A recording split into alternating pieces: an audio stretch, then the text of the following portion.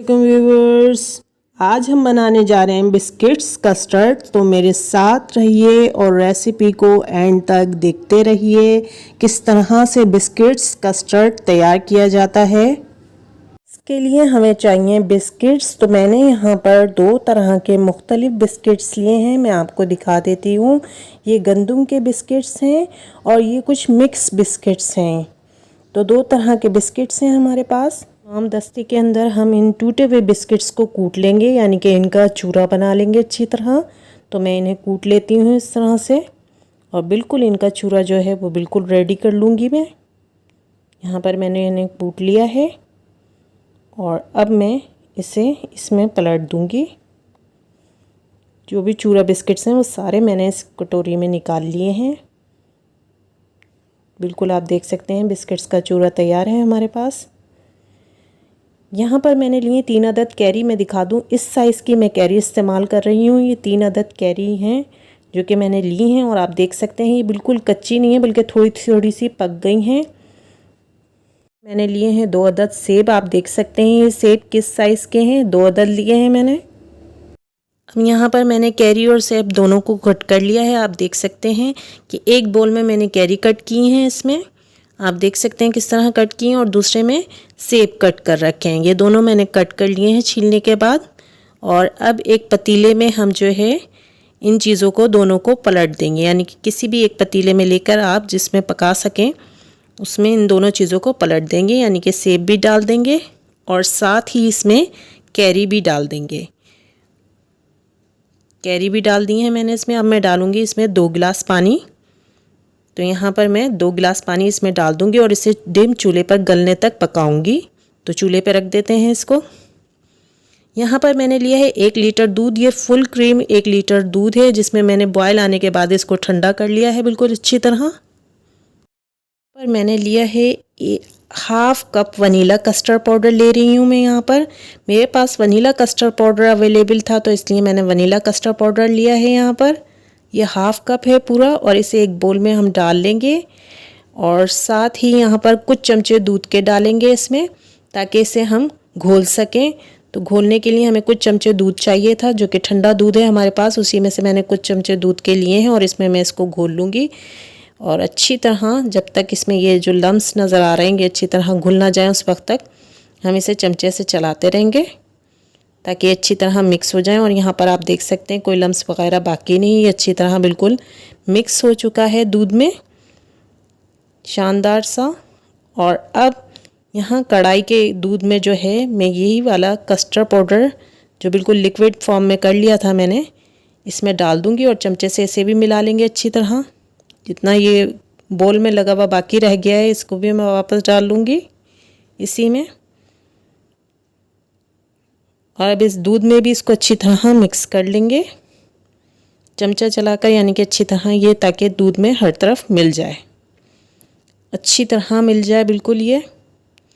और अब हमें चूल्हे पर चलाते हुए ही मुस्तकिल इसे पकाना होगा।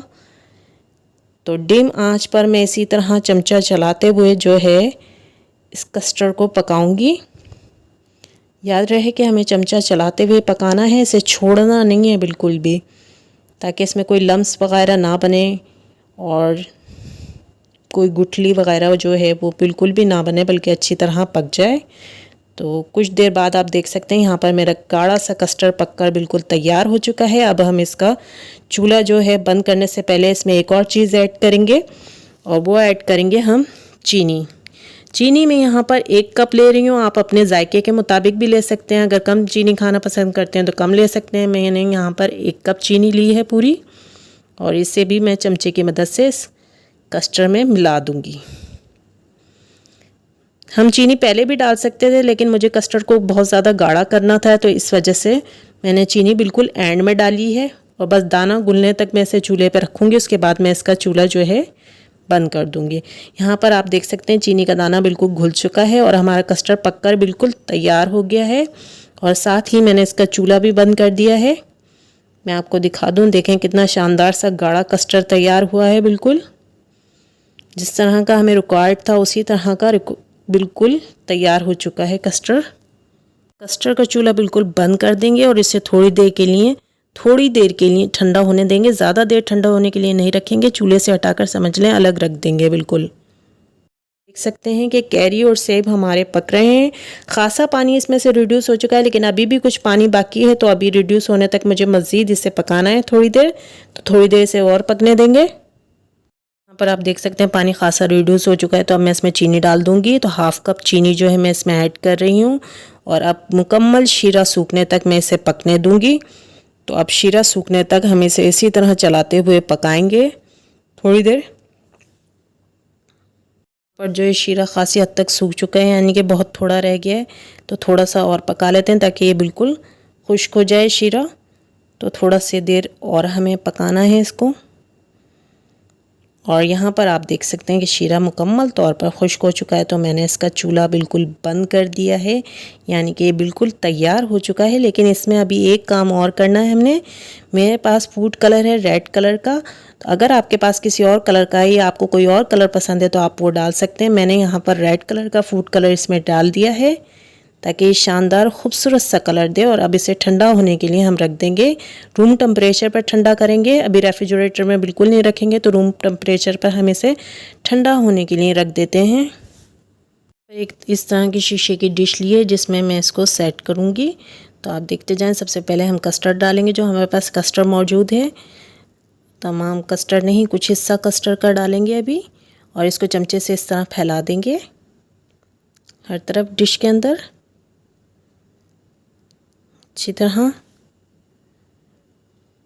फैलाने के बाद जो हमारे पास साबुत बिस्किट्स है वो इसमें सेट कर देंगे। तमाम बिस्किट्स मैं इसमें लगा दूंगी, जो कि साबुत रखे हुए थे मेरे पास व्हीट के बिस्किट। तमाम मैं इसमें लगा दूंगी एक साथ। और अब इसमें फिर से कस्टर्ड की एक लेयर जो है डालूंगी, ताकि इन बिस्किट्स को कवर कर ले वो अच्छी तरह।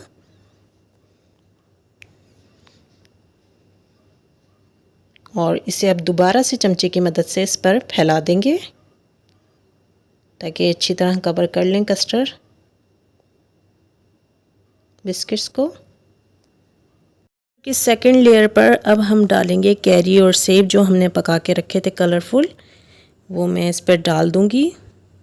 तमाम जितने भी मौजूद हैं ये सारा का सारा मैं इस पर डाल दूंगी, और फिर इसको सेट करेंगे। तो यहाँ पर मैं सारा डाल चुकी हूँ, तो चमचे की मदद से इसको कस्टर्ड की लेयर पर फैला दूंगी। अच्छी तरह चमचे से जो है हर तरफ हम डिश में बिल्कुल फैला देंगे। कितना खूबसूरत लग रहा है ये रेड कलर।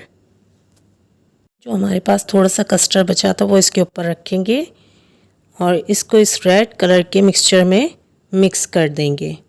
तो जो थोड़ा सा कस्टर्ड हमारे पास बचा हुआ है वो हम इसके ऊपर रख देंगे, और अब इसको इस रेड कलर के मिक्सचर में मिक्स कर देंगे थोड़ा थोड़ा सा।